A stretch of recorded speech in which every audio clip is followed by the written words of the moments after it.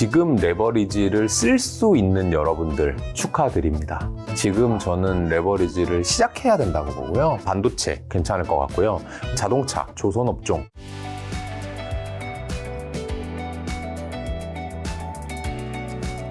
아마 가장 자신 있고 전문성이 있는, 특히 이제 가치 투자하시는 분이니까 식음료 쪽이 원래 가장 전문 분야 중 하나이신 거 아닌가요? 원래 이쪽이 또 매출이 이런 게 눈에 네. 다 작게 딱 계산이 되니까. 네네, 그렇죠. 네, 어떻게 보시나요? 식음료 회사들은 지금 뭐 투자하기에 나쁘진 않을 거예요. 뭐 돈을 잃거나 크게 위험하거나 하지는 않을 국면입니다. 왜냐하면은 식음료 회사들은 말씀하신 대로 매출액은 정해져 있어요. 이렇게 뭐 오르내리지 않습니다. 근데 저는 식음료 회사를 이렇게 오르내지 않으니까 안 좋아해요, 원래는. 안 좋아하는데 제가 식음료 회사를 투자할 때는 어떤 특정 제품군이 히트를 쳤을 때, 그래서 저희 회사 이름으로 히트 상품명, 허니 버터칩이라든지 불닭볶음면이라든지 이런 것들이 히트를 치면 저희가 이제 식품 회사를 투자하는 것이지 평소엔 투자를 잘 안 하는데, 이제 여러분들이 궁금해 하시니까 말씀을 드리자면, 이 식음료 회사는 매출액은 유지가 되는데 원재료가 변동하는 회사예요. 원재료가 주로 뭐냐면 곡물에서 나오는 겁니다. 그러면 한 1년 전, 2년 전으로 우리 기억을 돌려보자고요. 지금이야 경기 침체다, 무슨 뭐 다 떨어진다, 뭐 이렇게 하는데, 그때는 인플레이션, 내 월급 빼고 다 오른다. 그 중에 오르는 게 어떤 게 대표적이냐? 원자재 같은 게 올랐었거든요. 그래서 뭐 유가도 오르고 곡물 가격 뭐 다 힘들었습니다. 그러면 이때 그들이 힘들었겠죠. 근데 곡물이 가격이 오르면 농부분들이 어떻게 할까요? 가격 올리겠죠? 가격을 올리고 그걸 또 재배. 더 많이 생산하겠죠. 그렇죠. 공급이 늘어나네? 그렇죠. 공급이 늘어납니다. 근데 수요는 정해져 있다고 했죠? 네. 내가 이게 값이 싸니까, 야, 오늘 있잖아, 스타벅스에서 2,500원 아메리카노 할인한데 한 10잔 마셔놔야지. 그러고 열흘 동안 안 마셔야지. 이게 안 되잖아요. 안 되죠. 꾸준히 그냥 먹는 거잖아요. 그러니까 공급이 늘어나면 그 원재료 가격이 반드시 떨어집니다. 그렇죠. 그런데 이 재미있는 것은, 여기 이제 적어주신 여러 가지 기업이 있는데, 뭐 CJ라든지 오뚜기, 농심, 동서, 이런 애들은 오래된 기업이고 브랜드가 짱짱하잖아요. 네. 얘네들은 가격을 안 내려요. 한번 올린 가격 안 내리잖아요. 근데 올릴 때는 핑계를 대죠. 네. 곡물 가격이 올라서요. 네. 포장재 가격이 올라서요. 그래서 올립니다. 올려놓고 그럼 떨어지면 내려줘야 될 거 아니야. 근데 안 내려요. 네. 그러니까 이런 회사들은 이익이 언제 늘어나냐? 가격을 올려놓고 원재료 가격이 떨어질 때 이익이 늘어나요. 근데 기업의 주가는 이익과 동행한다라고 가정해본다면 지금 국면에서 이 회사들은 이익이 빵빵빵 터지게 나올 겁니다. 돈을 많이 벌 수 있어요. 그런데 제가 이것도 안전하다고 했지 투자를 하라라고는 말씀 안 드려요. 왜냐하면은 이 안전하지만 지금은 어느 국면이다? 경기가 안 좋아진 국면이다. 경기가 안 좋아진 국면에서 돈을 많이 벌고 싶으면 어떻게 된다? 주식을 사야 되는데 경기 민감주를 사야 된다. 왜냐하면 경기가 돌아선 다음에 빠르게 오를 거니까. 식품주는 경기 민감이 아니라 필수 소비재니까 경기 둔감하죠. 그러니까 만약에 지금이 정말 경기가 안 좋은 시점이고 앞으로 확장기를 바라보는 투자를 해야 되는 사람이라면 수익이 좀 적을 거예요. 잃진 않지만. 아쉬울 수 있겠고. 아쉬울 거예요. 다만 그런 건 있겠죠. 만약에 경기 민감주를 샀어요. 근데 경기 회복이 생각보다 느려집니다. 아까 걱정했던 더블 딥이 와요. 그러면 이제 내가 마음이 불안하겠죠. 주가 막 더 떨어질 수도 있으니까, 경기 민감주가. 그런 불편한 게 싫으시다면 식음료주를 지금 갖고 있을 때는 뭐 그렇게 어렵거나 힘든 국면은 안 올 거예요. 식음료 쪽은 괜찮게 보시지만 큰 수익은 안 날 확률이 지금은 좀 높을 수 있다. 하지만 저희 회사는 지금 여기 하나, 둘, 셋, 넷, 다섯, 여섯, 일곱, 여덟, 이 종목 안 보내실 거죠? 네. 8개 중에 하나 갖고 있거든요. 갖고는 있어요. 네. 저만 알고 있습니다. 그러니까 히트 상품이 있는 기업이 있어요. 이 중에서. 잠깐 근데 여기서 궁금한 게 있어요. 네. 제가 그 질문 하려다 깜빡했었는데. 이거 말씀하신 거 아니죠? 정말 삐 히트 상품이 네네. 나올지 안 나올지를 네. 사실 시장에 나와봐야 아는 거잖아요. 그렇죠, 그렇죠. 그럼 히트 상품이 나오기 전부터 뭐 서치하시면서 그걸 미리 사서 히트 상품이 판매량이 늘어났을 때 같이 그걸 얻으시는지, 아니면 딱 시장에 나왔을 때 히트 상품이 될 것 같은데 하면 뭐 사게 되는 건지. 그 타이밍이 어느 시점일까요? 히트 상품이 된 다음에 소비자들은 많이 알 때, 근데 주식시장엔 아직 모를 때가 그런 국면이 조금씩 있어요. 특히나 어떤 국면에서 오냐 하면은 그 히트 상품이 잘 되고 있는데 여의도 사람들이 제가 아까 삼성전자 잘 모른다고 말씀드렸잖아요. 여러 차례. 근데 모르니까 어떻게 한다고 그랬어요? 큰 덩어리만 대강 해가지고 디램이 이럴 것 같으니까 지금 이렇다 이렇게 얘기했잖아요. 그럼 반대로 어떤 회사가 상품을 출시해서 잘 되고 있어요? 근데 그거를 잘 연구하지 않는 사람이 많을 때가 있잖아요. 왜냐면 식음료 회사들은 변동성이 안 크니까 여의도 사람들이 별로 안 즐겨 한단 말이죠. 그래서 야 그거 뭐 잘 돼? 나도 그거 잘 되는 건 알겠는데 그거 덩어리가 좀 작은 거 아니야? 또는 야 그거 이익률이 낮지 않을까? 이렇게 약간 편견을 가지고 보실 때가 있으세요. 근데 시간이 지나고 보면 의외로 그게 덩어리가 작은 줄 알았는데 큰다든지 이익률이 낮은 줄 알았는데 알고 보니 되게 알짜라든지 이런 것들이 발견이 되거든요. 그러면 그 회사의 주가가 나중에 올라요. 그래서 꼭 내가 나는 미래를 알고 이건 될걸? 라고 하고 투자하는 게 아니고 다 보고 나서 답지를 보고 잘 될 거. 많은 분들이 이 종목을 궁금해하실 것 같아서 그 말씀드릴 수 없어서 그럼 요거까지만 할게요. 그 히트 상품 어느 카테고리예요? 아이스크림이야, 과자야, 맥주야, 소주야, 뭐 어디 쪽이에요? 음료입니다. 음료. 자, 여러분 음료에서 히트 상품이 있다고 합니다. 자, 그럼 이제 실적. 이미 이제 작년 실적 때 많이 나왔잖아요. 네. 좋은 실적이 나오지 않았을 경우 좀 우리는 좀 어떻게 대응해야 되고, 우리가 실적 시즌에 어떻게 좀 우리가 확인해야 되는 건 뭘까요? 지금 2023년 이 금리 인상이 많이 된 시점, 이 시점에는. 네. 이 개인 투자자들을 위한 네. 조언이니까 네. 이런 얘기를 드리면 좋을 것 같아요. 여러분들 있잖아요. 이 기관 투자자분들도 다양한 성격을 가지고 투자 방식이 다 다른데요. 실적을 분석하는 투자자분들도 기관 투자자 중에 계시거든요. 그분들은 정말 열심히 해요. 정말. 거의 하나를 투자해 놓으면 그 주식의 담당자하고는 뭐 일주일 단위로 통화하고요. 미팅을 한 달에 한 번씩 하고 가지가지 지표를 발견해 나다가 실적을 예측하는 일들을 계속합니다. 그렇기 때문에 여러분들 그 얘기 들어보셨죠? 어닝 쇼크, 어닝 서프라이즈. 이 서프라이즈 쇼크가 뭐 대비해서 하는 거냐? 컨센서스라고 하는 시장 전망치 대비 잘 나왔냐 못 나왔냐잖아요. 근데 여러분들은 그 전망치를 어떻게 보시냐? 그냥 네이버 증권 가서 보시잖아요. 그렇죠. 네이버 증권에 나온 컨센서스가 정말일까 아닐까? 아닐 가능성이 되게 높아요. 그거는 우리끼리만 하자. 여의도에서만. 밑장을 뺀다는 건가요? 네, 그런 개념이죠. 대신에 요 정도까지는 알려주자. 최신 얘기는 우리만 알고 있자. 예를 들면 그런 일이 많이 일어나요. 올바른 거 아닌 거 아닌가요? 그게 그분들을 말하자면 골탕 먹이려고 하면 올바른 게 아닌 거죠. 근데 그게 아니고 그냥 나만 알고 있는 정보를 굳이 난 알려주고 싶지 않다라고 하면 그거는 뭐 나만 분석한 거니까. 근데 그게 또 말하자면 내부자 정보를 가져다가 비밀리에해서 그럼 나쁜 거죠. 그럼 나쁜 거고. 근데 그렇게 한다는 게 아니고 여러분들에 비해서 훨씬 더 발빠르게 움직이고 있단 말이에요. 그러니까 여러분들은 그 생각할 거예요. 이거 컨센서스보다 잘 나왔는데 왜 주가가 떨어지지? 컨센서스보다 안 나왔는데 왜 주가가 오르지? 그러니까. 그거를 여러분들 기관 투자자를 이겨먹으려고 하면 안 돼요. 네. 근데 제가 서두에 기관 투자자도 여러 가지 방법이 있다고 했잖아요. 저는 그렇게 안 해요. 저는 시장을 막 예측해가지고 이번에 컨센서스가 어떤데 지금 이렇게 나올 거냐 이렇게 발빠르게 움직이지 않고요. 느긋하게 한단 말이에요. 느긋하게 하는 사람은 어떻게 하면 되냐? 여러분도 마찬가지입니다. 반대로 움직여야 돼, 반대로. 실적이 안 나왔잖아요. 시장 예측치보다. 그럴 때 사는 거예요. 주가 떨어졌을 때. 그리고 시장 예측치보다 잘 나왔다고 기관 투자자들이 생각해서 주가가 오를 때는 팔아야 돼요. 그 실적을 막 따라가시는 분들의 호흡 있잖아요, 호흡. 투자 호흡은 3개월 미만이세요. 근데 여러분들은 그 3개월 미만으로 하고 따라잡기 하면 진다고 그랬잖아요. 근데 그게 아니라 말하자면 그런 거예요. 그분들은 100m 달리기 선수야. 근데 여러분들 100m 달리기 그분 절대 못 이기잖아요, 선수니까. 근데 대신에 따릉이는 탈 수 있어. 그러고 1000m 달리기를 하는 거예요.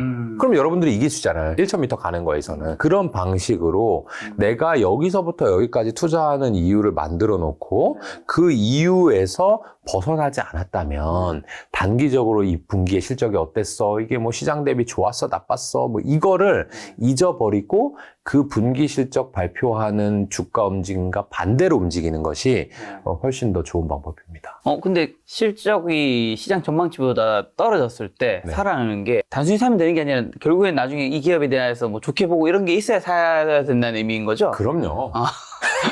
근데 실적이 안 좋았는데 계속 안 좋아질 뭔가 단초가 나오는 거를 가지고 계시면 안 되고요. 그렇죠. 그런 분들은 사실은 이제 이 분석의 영역이 아직 들어가지 못했으니까 투자를 하면 안 되고요. 네. 그런 분들은 간접 투자나 이제 지수 투자를 하셔야 되는 거고요. 당연히 내가 어떤 얘기를 알고 내가 생각한 대로 가고는 있는데 분기별로 변동성이 클 때를 말씀드리는 겁니다. 알겠습니다. 자, 지금 실적 얘기를 해서 올해 어쨌든 금리 인상은 여기서 뭐 한두 세 번 정도 더 하면 네. 몇 번의 차이겠지만 어쨌든 결국에는 언젠가 인하하는 건 모르겠더라도 어쨌든 동결은 할 거잖아요. 네. 그럼 그 동결한다라는 그 기대감도 어쨌든 더 이상 올라가지 않는 기대감이 있을 거고요. 네. 그 반대편은 실적이 어쨌든 계속해서 안 좋아지고 있는데 네. 이 두 가지 힘 중에서는 대표님은 올해는 좀 어느 게 시장을 좀 감쌀까요? 실적은 저는 당연히 악화된다고 봅니다. 그리고 금리 인상도 당연히 멈출 거라고 봐요. 그렇죠. 그래서 저는 호흡이 좀 길다고 말씀드렸잖아요. 그러니까 뭐 이번에 0.25를 올리네, 0.5를 올리네, 언제 끝나네, 5.25네, 이거는 저는 관심이 별로 없고요. 이제 어느 정도 금리 인상이 마무리되고 있다. 그러면 어쨌든 실적 악화도 확실히 보이긴 할 거다. 그런데 그 실적 악화가 더 될 거냐 안 될 거냐의 문제로 봤을 때는 지금 악화가 많이 된 경기를 좀 선행하는 업종 같은 경우는 사도 되는 시기가 된 거고, 경기에 후행하는 업종의 경우에는 조금 한 3개월에서 6개월 후에 사야 되긴 하겠지만 어쨌든 2023년은 실적 악화, 그렇지만 주가는 저점 확인을 보고 있고요. 여러분들께 하나만 이제 조언을 드린다면 이 경기 선행하고 경기 후행하는 업종을 잘 보셔야 돼요. 예를 들어서 지금 실적이 막 잘 나오는 기업들이 있어요. 여전히 잘 나오는 애들. 그게 과연 그 업종의 경기가 좋은 건지, 그 회사가 잘하는 건지일 수도 있지만 그냥 경기에 후행하는 업종일 수도 있거든요. 그러면 지금부터 떨어지는 거예요. 약간 일종의 주식 떨어지고 부동산 떨어지고 네. 이런 느낌처럼. 그러니까 내가 예를 들어서 나는 이 주식 갖고 있으니까 참 안 떨어졌어. 여긴 잘 버티는데? 네. 괜찮은데? 그렇게 생각하면 이제부터 빠지니까 정말 더 위험한 거고요. 그런 경기에 뭐가 선행하냐, 뭐가 후행하냐, 이런 것들은 대략 찾아보면 아주 잘 나오거든요. 예를 들면 고용 같은 경우는 경기에 후행합니다. 그런 거에 관련된 기업들 또는 명품 같은 거, 이런 것들은 경기에 후행하거든요. 이런 것들이 여전히 잘 나온다고 해서 돈을 거기다 더 태운다라고 하는 건 위험할 수 있으니까 내가 투자하는 게 현재 경기에 어디에 있는가는 한번 볼만하다, 지금은. 알겠습니다. 어쨌든 지금 금리가 계속 인상된 시기, 금리 인상기를 겪고 나니까 우리가 레버리지, 사실은 지금 몇 년 전까지만 레버리지 안 땡긴 사람이 바보가 되는, 그렇죠. 벼락거지가 되는 세상이었는데 맞아요. 지금은 또 레버리지를 땡기는 사람이 큰일 나고 있는, 네네. 뭐 집을 산 어떻게 보면 잘못하면 경매를 당할 수 있는 그렇죠. 상황이 됐는데, 네. 자, 레버리지 그렇다고 해서 안 땡길 수 없는 거잖아요, 자본주의 세상에서. 네. 야, 요거 어떻게 활용해야지 우리가 더 큰 부자가 될 수 있는 걸까요? 너무나도 중요하지만 잘못하면 나를 베어버릴 거고. 그렇죠. 일단 결론적으로 지금 레버리지를 쓸 수 있는 여러분들 축하드립니다. 지금 저는 레버리지를 시작해야 된다고 보고요. 지금은. 네. 근데 이제 레버리지가 무서운 게 이미 레버리지를 목 끝까지, 턱 밑까지 쓰신 분들은 지금 너무 고통스럽겠죠. 그렇죠. 그러니까 거꾸로 이제 시기를 잘못하면 너무너무 힘들지만 지금은 전반적으로 자산 시장이 많이 하락해 있는 상황이기 때문에 지금 내가 여유가 있다, 레버리지를 일으킬 수 있는 버퍼를 가진 사람이다 라고 하면 한 번쯤은 조금씩 주식이라든지 부동산이라든지 괜찮은 자산들을 투자해볼 만한, 비중을 늘려볼 만한 시기이고요. 이 강론으로 넘어가면 레버리지가 위험했던, 지금 작년, 재작년에 그 영끌 B2라고 하잖아요. 그거 해서 지금 말씀하셨던, 예를 들면 경매에 넘어갔다? 이런 분들의 잘못된 점은 뭐였냐 하면은, 내가 지금 소득이 이만큼인데, 100만 원인데, 90만 원 쓰고 있고, 10만 원의 여유가 있었어요. 그래서, 나는 10만 원의 원리금은 갚을 수 있겠지, 라고 하고 10만 원 목에 찰 만큼 빌린 거예요. 근데 금리가 오른 거죠. 그래서 10만 원이 아니라 원리금이 12만 원, 13만 원, 14만 원 되니까 나 소비 더 이상 줄일 수 없는데 하게 되는 거란 말이죠. 그러니까 기본적으로 내가 가진 그 버퍼가 정말로 다 빌려도 되는 거냐, 그리고 이자는 정말 변하지 않는 거냐, 또는 내가 이 상환할 수 있는 기일을 내 맘대로 정할 수 있는 거냐, 아니면 은행이 갑자기 와가지고 돈 갚아! 저점에. 은행들은 사실 호황일 때 돈 막 빌려주는 척 하다가 가장 필요할 때 돈 내놔 이렇게 하잖아요. 근데 그렇게 되냐고요. 그러니까 그런 계약 문건인지 아닌지를 잘 보셔야 되는, 레버리지를 낼 때는 이자율이 낮은 거, 아주 낮은 거, 그리고 내가 갚을 수 있는 기간이 아주 긴 거, 그 다음에 세 번째, 내가 그걸로 통해서 자산을 구매했을 때 그 자산의 가격과 관계없이 상환 기일이 바뀌지 않을 것, 이 세 가지 가 중요하니까 쉽게 얘기하면 뭐 주식담보대출 안 돼. 신용 안 돼. 마이너스 통장 안 돼. 대부분 안 돼요, 여러분들. 그러니까 여러분들이 빚을 나는 내도 될까라고 생각할 때 그 빚이 착한 빚인지 나를 부자로 만들어줄 아니면 나를 찌를 무서운 빚인지는 사실 여러분들이 더 잘 알고 있을 겁니다. 엑셀 값을 돌려봐야 되겠네요. 그럼요. 특히나 만약에 고정금리가 아닌 변동금리를 쓰시는 분이라면 이게 더 그게 높아질 너무 수도 안타까워. 있으니까. 그러니까 2%에 빌리실 때 나는 뭐 올라봐야 3%겠지라고 생각하신 거예요. 그렇죠. 근데 전혀 그렇지 않아졌잖아요. 지금 뭐 대출금리 6, 7, 8%까지 올라갔잖아요. 무슨 일이든지 이 자본시장에는 일어날 수 있으니까 그게 일어났을 때 바뀌지 않은 건 만약에 고정금리로 계약했다면 바뀌지 않는 거잖아요. 그런 것들을 최악의 상황을 가정해서 돈을 빌리더라도 빌리셔야 됩니다. 그럼에도 불구하고 어쨌든 자본주의에서 레버리지는 빌리는 거는 꼭 하긴 해야 된다. 네, 시기의 저는 문제와 비중의 문제지. 부자 중에 레버리지 안 쓴 사람은 못 봤습니다. 썸네일 제목 나왔습니다. 자, 그럼 부자분들, 레버리지 잘 쓰신 그 부자분들은 요즘엔 지금 재테크 어떻게 하고 있고 어떤 주식에 좀 관심 가지나요? 아무래도 부자분들, 고객분들 만날 확률이 높잖아요. 어쨌든 여기 최소 기준 자격 금액이 있잖아요. 네네네. 지금 부자분들은 어쨌든 돈을 좀 투자를 하려고 하시는 것 같고요. 근데 아직까지 이렇게 주식에 적극적으로 하고 계시진 않은 것 같아요. 그게 어떤 차이가 있냐 하면은 저는 주식을 사야 부의 규모가 올해 달라진다라고 말씀드렸잖아요. 그렇죠. 근데 그분들은 달라지는 걸 원치 않아요. 지키길 원하죠. 네, 이미 부자기 때문에 그분들이 오히려 안정적으로 정말 투자를 하시고 확실해졌을 때 투자를 하고 싶다. 그런 말씀을 많이 하셔서요. 아직까지는 그렇게 움직이지 않는 것 같고 뭔가 주식이라고 해도 IPO만 하신다든지 좀 채권을 섞어서 한다든지 제가 생각했을 때는 부자가 되는 길과는 좀 거리가 먼. 어떻게 보면 이미 부자가 부자니까. 되셨기 때문에. 네네. 그런 차이가 있습니다. 자, 그러면 이제 부자분들이 아니라 일반 서민분들은 뭐 사실 여유 자금이 뭐 몇 억씩 있는 거 아니잖아요. 네. 현금 한 종잣돈 5천만 원 있다면 네. 좀 올해는 좀 어떻게 투자하면 좋을까요? 네. 올해는 그 5천만 원을 주식에 넣느냐 마느냐가 대부분을 가를 것이다. 그래서 사실은 이 주식을 투자해가지고 수익률을 계산할 때요. 경제학자, 경영학자들은 그런 얘기를 많이 해요. 개별 종목을 고르는 게 중요할까? 아니면 특정 업종을 고르는 게 중요할까? 아니면 자산 배분하는 게 중요할까? 자산 배분이 뭐 8, 90% 이상이다라는 얘기가 많아요. 그러니까 내가 이걸 가지고 LCC를 살까? FSC를 살까? 고민하는 게 아니고 항공을 사는 게 맞을까 아닐까를 고민하는 게 훨씬 더 중요하고 그것도 아니고 주식을 하냐 마냐 얼만큼이 여러분들의 부를 대부분 가를 거라는 거죠. 이 평균 수익률이니까 전문가와 일반인이 다 들어있으니까요.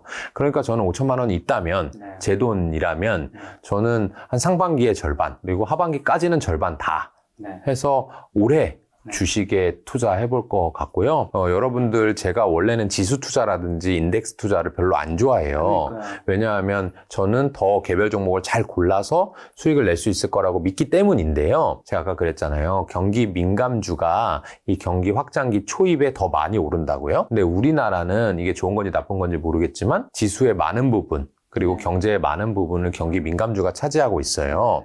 그러니까 일반 펀드 그다음에 ETF만 투자하셔도 전반적인 지수보다 또는 개별 주식을 하는 내가 직접 하는 것보다는 더 높은 수익을 이번에는 올릴 수 있을 거예요. 경기 민감주라고 하면 이제 대표적으로 어떤 종류들이 있는지 한번 정리해 볼까요? 네, 뭐 반도체, 반도체, 조선, 화학, 건설, 철강, 뭐 자동차.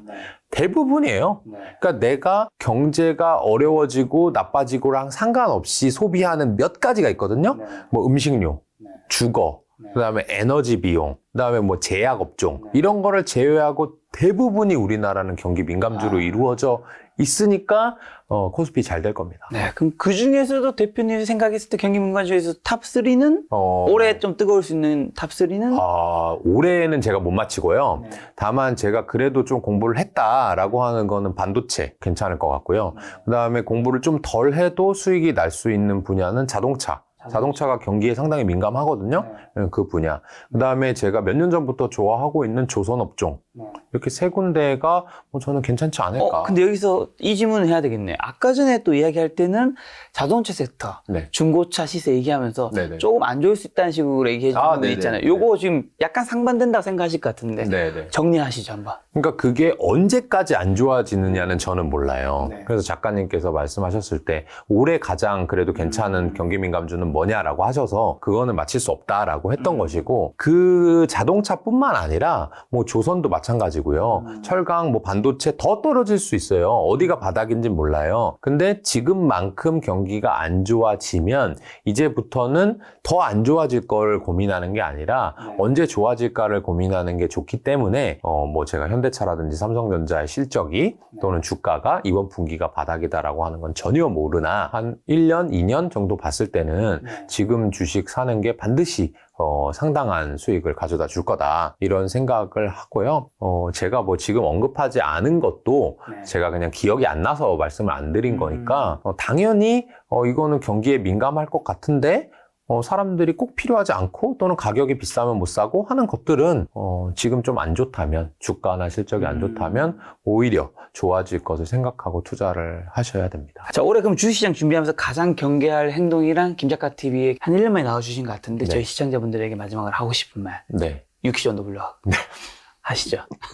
제가 말씀드린 내용에서 다 유추가 될 겁니다. 가장 경계해야 될 행동은 모든 것이 확실해지고 나서 나는 위험자산에 그때 가서 투자해야지 그게 안전할 것 같아 라고 생각하는 그 마인드가 지금은 오히려 더 경계해야 될 시간이라고 생각을 하고요. 지금 김작가TV가 재테크에서 구독자로는 가장 많은 걸로 알고 있습니다. 아니, 세 번째입니다. 세 번째. 세, 네 번째. 아, 그런가요? 위에 3%. 아, 슈카월드 신사입니다. 3%랑 이제 슈카월드, 네, 뭐 어쨌든 세 번째, 네 번째라고 하셨는데, 네네.